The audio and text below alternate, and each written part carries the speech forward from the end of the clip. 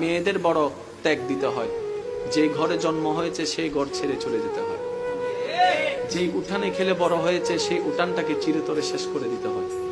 একটু ভালো করে দেখলে দেখা যায় মেয়েদের কিন্তু আসলে কোনো ঘরই হয় না। বাবার কাছে থাকলে বাবার বাড়ি, স্বামীর কাছে থাকলে স্বামীর বাড়ি, ছেলের কাছে থাকলে ছেলের বাড়ি, নিজেদের আসলে কোনো বাড়ি হয় না। মা জাতি বড় অদ্ভুত। আমি মাঝে মধ্যে ভাবি, আল্লাহ যদি মা জাতিকে সবরের পাহাড় না দিতেন, পৃথিবীতে সংসার শব্দটা টিকতো না, পৃথিবীতে পরিবার শব্দটা টিকতো না। সবার কথা বাদ দেন, আপনি আপনার মার কথা পাবেন, দাদির কথা পাবেন, নানির কথা পাবেন।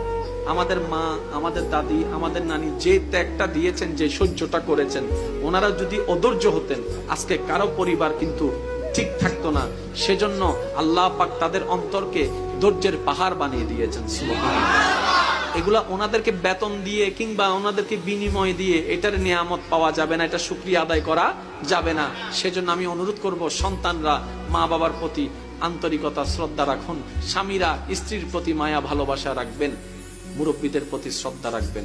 কারণ ওই মহিলাদের ত্যাগ, ওই মা বোনদের, দাদি নানিদের ত্যাগ আমরা কখনো টাকা দিয়ে বিনিময় দিয়ে কখনো প্রতিদান দেওয়া যাবে না। আমরা